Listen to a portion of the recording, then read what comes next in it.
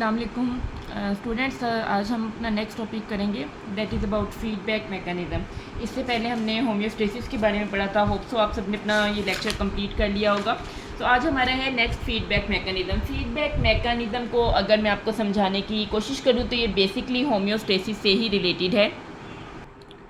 Homeostasis में हमने देखा था बेटे कि बॉडी क्या करती है, अपना जो इंटरनल मैकेनिज़्म है वो उसको मेंटेन करने की कोशिश करती है, और अगर उसमें कोई चेंज आ गया तो वो दोबारा से उस मैकेनिज़्म को रोटेट करके वो अपने आप को मेंटेन करने की कोशिश करेगी। जैसे अगर बॉडी का टेम्परेचर 98 डिग्री फ़ारेनहाइट अगर किसी वजह से कम ज़्यादा हो गया है तो वो उसको दोबारा उसी लेवल पर मेंटेन करेगी। अब यहाँ मैंने एक वर्ड यूज़ किया, कम हो जाना या ज़्यादा हो जाना। अगर बॉडी के इंटरनल जो मैकेनिज़्म हैं वो ख़राब होते हैं तो या तो उनमें कोई चीज़ की कमी होती है या फिर क्या होता है ज़्यादा। अब अगर किसी चीज़ की कमी हुई है तो उसको क्या करना है, बॉडी को ठीक करने के लिए उसको ज़्यादा करना है। मतलब अगर बॉडी का टेम्परेचर की मैं बात हम उसकी बात करते हैं ब्लड प्रेशर की। अब 90 to 120 है, अगर ब्लड प्रेशर चला जाए 60 पे, 60 या 50 पे, अब वो क्या हो गया, कम। अब उसको क्या करना है, ज़्यादा करना है। इस चीज़ को कहते हैं पॉजिटिव, यानी कि कोई चीज़ कम होगी उसको ज़्यादा करना, उसको हम कहेंगे पॉजिटिव फीडबैक। अब इसी तरह से अगर किसी ह्यूमन को फीवर हो गया है और टेम्परेचर जो है वो 98 डिग्री फ़ारेनहाइट से इंक्रीज़ करके 102 103 चला गया, अब बॉडी का मैकेनिज़्म क्या सिग्नल भेजेगा कंट्रोल सेंटर को कि टेम्परेचर ज़्यादा हो गया, इसको कम करें। अब कम करने का सिग्नल, इसको हम कहते हैं नेगेटिव फीडबैक। तो फीडबैक मैकेनिज़्म को अगर हम अपनी ज़बान में बात करें तो ये एक प्रोसेसेस है, रेगुलेटरी प्रोसेसेस है, जिसके नतीजे में आउटपुट या प्रोडक्ट सिस्टम को देते हैं, और उसके बारे में सिस्टम को गाइड किया जाता है कि आपने होम्योस्टेसिस के लिए आपने अपने आप को मेंटेन करने के लिए लेवल को कम करना है या ज़्यादा। तो फीडबैक की बेटे हमारे पास 2 टाइप होती हैं, पॉजिटिव फीडबैक, नेगेटिव फीडबैक। जैसे मैंने अभी बता दिया, अगर सिस्टम को आउटपुट दिया जाए कि लेवल को इंक्रीज करो तो दैट इज़ पॉजिटिव, और अगर सिस्टम को आउटपुट कम करने का, डिक्रीज करने का दिया जाए तो दैट इज़ नेगेटिव। ठीक है, अब हम इसको बुक से अपनी बुक से स्टडी करेंगे साथ साथ, ताकि क्लियर भी हो जाए। जो इंपॉर्टेंट है वो मैं आपको हाईलाइट करवा दूंगी। यहाँ से बेटे हमारे पास फीडबैक मैकेनिज्म की डेफिनेशन आ जाती है। ये बेसिकली होम्योस्टेसिस के फाउंडेशन है, होम्योस्टेसिस इसी पे डिपेंड करता है। तो यहाँ से हम इसकी डेफिनेशन करेंगे, are basically regulatory processes in which the output or product of the system is used to control the behavior of the system itself। वो बताता है, उसको आउटपुट बताता है कि आउटपुट कहेगा अगर टेम्परेचर कम करो तो सिस्टम उसको डिक्रीज करेगा। अगर आउटपुट ये हुआ, ऐसा हार्मोन हुआ, ऐसे सिग्नल्स हुए कि इसको आपने इंक्रीज करना है, तो जो सिस्टम है उसको क्या करेगा, इंक्रीज करेगा। तो इसी तरीके से हमारे पास फीडबैक मैकेनिज्म की 2 टाइप्स आ गई। नेगेटिव फीडबैक, नेगेटिव फीडबैक क्या है, एक ऐसा मैकेनिज्म है जिसमें आउटपुट या प्रोडक्ट क्या कहेंगे कि सिस्टम की एक्टिविटी को रिड्यूस करवाएंगे, कम करवाएंगे।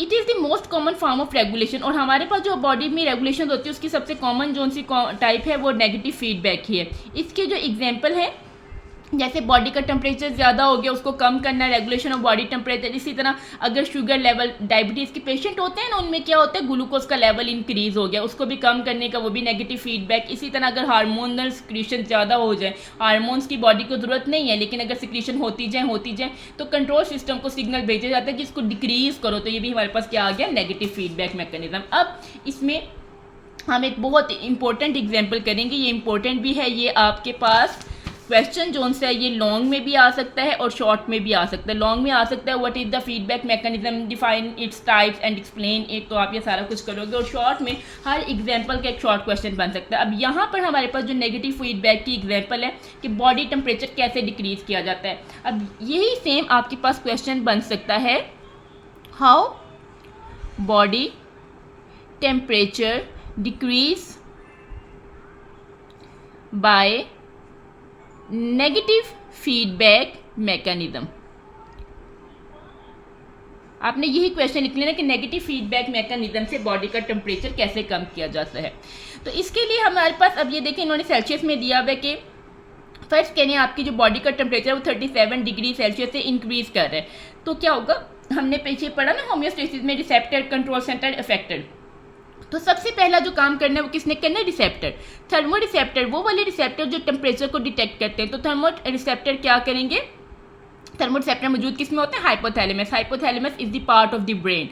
तो थर्मोरिसेप्टर जो हाइपोथैलेमस में मौजूद होते हैं वो क्या करेंगे? उस चेंज को डिटेक्ट करेंगे, पता चलाएंगे कि क्या चेंज आया, क्या टेम्परेचर कम हुआ है या टेम्परेचर ज़्यादा हुआ है। नंबर 1 पे ये होगा। ये इसी तरह बेटे पॉइंट बनाने और उसको ऐसे इस तरीके से नहीं लिखना। ये जब भी हम करेंगे नंबर 1, नंबर 2, नंबर 3 इस तरह पॉइंट्स की फॉर्म में लिखेंगे तो आपको मार्क्स अच्छे मिलेंगे। अच्छा जी, थर्मोरिसेप्टर ने डिटेक्ट कर लिया चेंजेस को और देन हम क्या करेगा? सेकेंड नंबर पर वो इस जो सिग्नल को उसने डिटेक्ट किया रिसेप्टर्स ने कि ज़्यादा है या कम, उसके सिग्नल वो किसको भेजेगा? कंट्रोल सेंटर को। कंट्रोल सेंटर भी हाइपोथैलेमस, ब्रेन के हाइपोथैलेमस के पार्ट में ही मौजूद होता है। और ये जो कंट्रोल सेंटर है टेम्परेचर वाला, इसको हम बोलते हैं थर्मोरेगुलेटर। नंबर 3 क्या होगा? नंबर 3 पे हमारे पास क्या थे? इफेक्टर। अब इस कंट्रोल सेंटर ने यानी कि थर्मो रेगुलेटर ने जो इफेक्टर थे उसको मैसेज भेजा, भाई टेम्परेचर ज़्यादा हो गया, अब इसको कम करो। इफेक्टर कौन है? हमारे पास पसीने के ग्लैंड। देखा ना, अक्सर जब बहुत ज़्यादा फीवर हो तो कहते हैं चादर, ठंड बहुत ज़्यादा फील होती है, फिर कहते हैं जी चादर लेके लेटो। जब चादर लेते हैं तो ऑटोमेटिकली जब बहुत ज़्यादा पसीना आ जाए, स्वेटिंग हो जाए, तो टेम्परेचर हमारे पास क्या हो जाता है? कम। तो इफेक्टर क्या करेंगे कि स्वेट ग्लैंड्स को, पसीने को, स्वेट ग्लैंड्स जो हैं वो हमारे पास इफेक्टर है, उनको सिग्नल जाते हैं। अब इफेक्टर क्या करेंगे? यानी कि जो स्वेट ग्लैंड है, पसीना बनाने वाले ग्लैंड है, वो फ़ौरन से स्वेटिंग करना शुरू हो जाएंगे, पसीना बनाना शुरू हो जाएंगे और उसकी वजह से इवेपोरेशन वाला इफेक्ट आ जाता है और हमारा बॉडी का जो टेम्परेचर है वो कम होकर ठंडा हो जाता है। अब इसका आउटपुट क्या होगा? बॉडी का टेम्परेचर कम हो गया। तो अब ये क्या हुआ? इसमें थर्मोरिसेप्टर ने किसी चीज़ को क्या किया? नेगेटिवली बिहेव किया, उसने उस चीज़ को कम किया। As a result the thermoreceptor stop sending message to the control centre.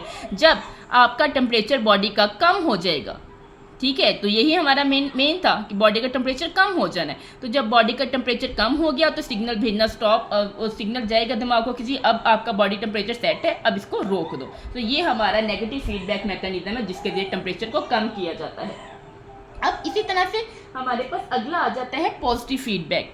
Positive feedback भी एक हमारे पास रेगुलेटरी मैकेनिज्म है जिसमें क्या होगा? आउटपुट क्या होगी कि सिस्टम की इंक्रीज किया जाए। ऐसी आउटपुट होगी जिसके नतीजे में सिस्टम अपनी प्रोडक्शन को या प्रोडक्ट को इंक्रीज करेगा। That is called positive feedback mechanism. अच्छा, इसमें क्या होता है? पॉजिटिव उसमें डिक्रीज हुई थी और इसमें क्या होगा? इन्हेंस, जो ओरिजिनल स्टिमुलस है उसकी मिकदार को बढ़ा दिया जाएगा, इन्हेंस कर दिया जाएगा। In homeostasis positive feedback mechanism is less common. ज़्यादातर हमारे जो होम्योस्टेसिस है वो नेगेटिव पे ही चलता है। जैसे अगर टेम्परेचर ज़्यादा हो गया, कम कर दिया। जैसे 3 एग्जाम्पल के ना, ग्लूकोज ज़्यादा हो गया, शुगर लेवल ज़्यादा हो गया, उसको कम कर दिया। अच्छा, होता कब है? It often happen in the processes that require rapid and significant changing. जब फ़ौरन काम करना हो ना, उसके लिए पॉजिटिव फीडबैक है। जैसे फर्ज करें कहीं पे कट लग गया, बॉडी पे कट लग गया, अब वहाँ पर फौरी की फौरी क्लॉटिंग की ज़रूरत है, क्लॉटिंग करने वाले प्लेटलेट्स सेल्स की ज़रूरत है। अगर वहाँ पे क्लॉटिंग ना हो तो क्या होगा? खून बहता रहेगा और आप में ब्लड की कमी हो जाएगी, एनीमिया हो जाएगा। तो पहला पॉजिटिव फीडबैक की एग्जाम्पल है ब्लड क्लॉटिंग करना। Number 2, labour and child birth. ये फीमेल्स में जब 9 मंथ का ड्यूरेशन होता है ना प्रेगनेंसी का, जब 9 मंथ का ड्यूरेशन ख़त्म हो जाए तो उसके बाद क्या होनी? लेबर। लेबर किसको कहते हैं?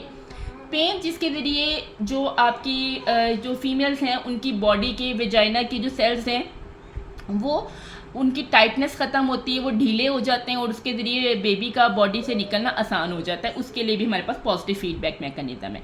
अब इसी वाली एग्जाम्पल को हम आगे एक्सप्लेन करेंगे, ठीक है। अब ये क्वेश्चन भी आपसे यहाँ पर यही शॉर्ट क्वेश्चन कर सकते हैं, explain the positive feedback mechanism in labour and child birth. यही आपका शॉर्ट क्वेश्चन भी आ सकता है और यही लॉन्ग में भी आ सकता है। 4 to 5 इसके पॉइंट हो जाते हैं तो लॉन्ग में आ जाता है। करना इसको बेटे उसी तरह जिस तरह मैंने पॉइंट बताया। अब देखें,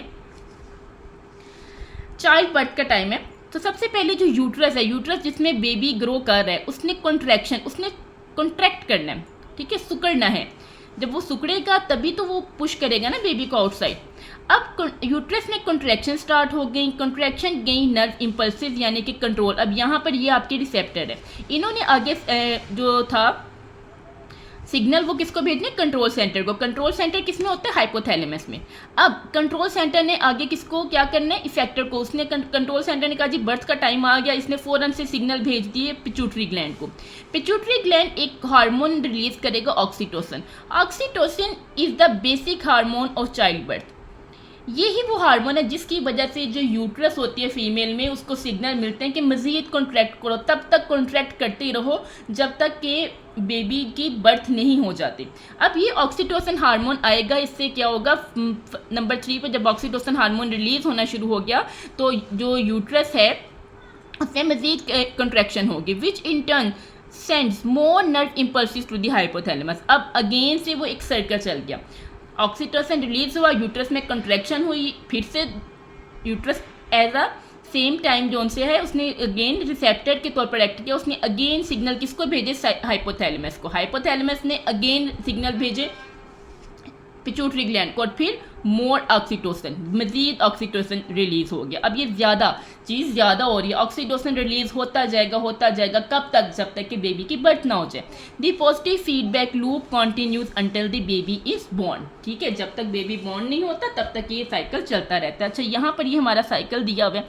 सबसे पहले क्या होगा, स्ट्रेचिंग इन फीटस। अब बेबी 9 मंथ में बड़ा हो जाता है तो उसकी स्ट्रेचिंग होगी, वो अपने आप को बाहर निकालने की कोशिश करेगा। ऑटोमेटिकली 9 मंथ में बेबी की मदर के यूट्रस में इतनी स्पेस नहीं रहती कि वो बेबी को मजीद कैरी करेगी, बेबी का साइज बड़ा हो जाता है, तो बेबी की स्ट्रेचिंग, फीटस यहाँ बेबी को कहा जा रहा है, तो बेबी की स्ट्रेचिंग शुरू होती है जिसके नतीजे में यूट्रस में पेन होना, कंट्रैक्शन होना, यूट्रस का सिकुड़ना शुरू हो जाता है।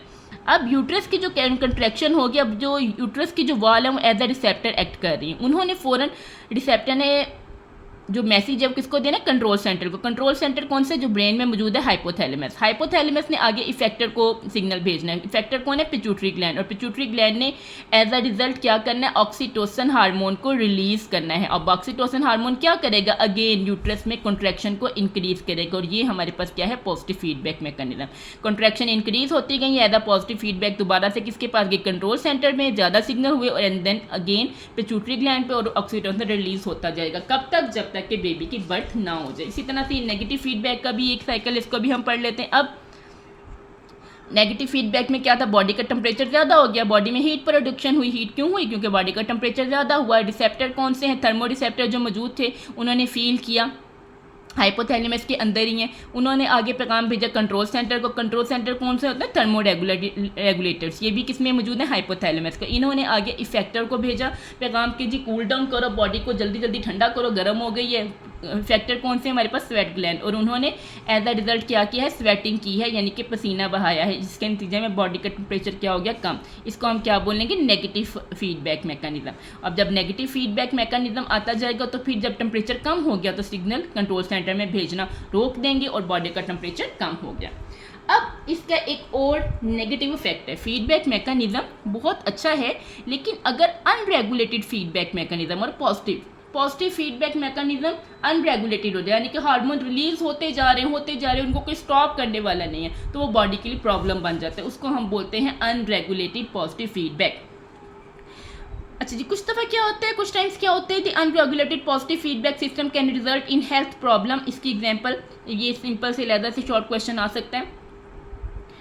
अच्छा, किसी जगह पे कोई इन्फ्लेमेशन या इन्फेक्शन हो गया, स्वेलिंग हो गई है, अब इम्यून सेल क्या करेंगे, the immune cells release proteins called cytokines. Cytokines, जब कहीं पे भी स्वेलिंग होती है, कोई इन्फेक्शन होता है, तो इम्यून सेल्स क्या होते हैं, जो हमारे वाइट ब्लड सेल्स भी होते हैं, जो बॉडी को किसी भी इन्फेक्शन से प्रोटेक्ट करते हैं। अब इम्यून सेल ने देखा कि जी इन्फेक्शन हो गया है, मुझे इसको प्रोटेक्ट करना है बॉडी को, तो वो प्रोटीन्स निकालेगा, जो कि कौन सी, साइटोकाइनेज।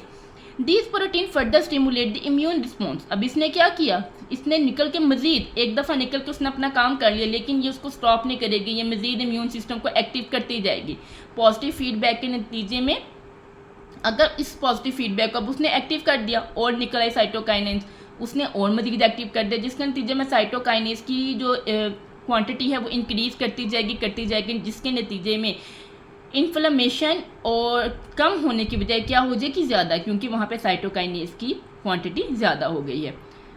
तो अगर ये प्रॉपर्ली रेगुलेट ना किया जाए, इसको कंट्रोल ना किया जाए, तो इसके नतीजे में इन्फ्लेमेशन ज़्यादा हो जाएगी और टिश्यू डैमेज भी ज़्यादा हो जाएगी, क्योंकि इम्यून सिस्टम क्या करता है, जर्म्स को किल करता है, तो वो वहाँ पे अपनी एंटीबॉडीज बनाना शुरू कर देगा, जिसके नतीजे में जो आपके प्रॉपर सेल हैं इन्फेक्शन वाली या इन्फ्लेमेशन जगह पे, उनकी भी अगेन डेथ होना शुरू हो जाएगी। ठीक है जी, ये हमारा आज का टॉपिक था और ये सारा उसका था, इसको केयरफुली कीजिएगा। अगर आपको किसी पॉइंट की समझ ना आए, किसी पॉइंट को समझना चाहें तो काइंडली कमेंट सेक्शन में मुझे बताइएगा, ताकि आपको इसके बारे में मजीद गाइड किया जा सके। Thank you and kindly subscribe the channel. Thank you जी, अल्लाह हाफिज़।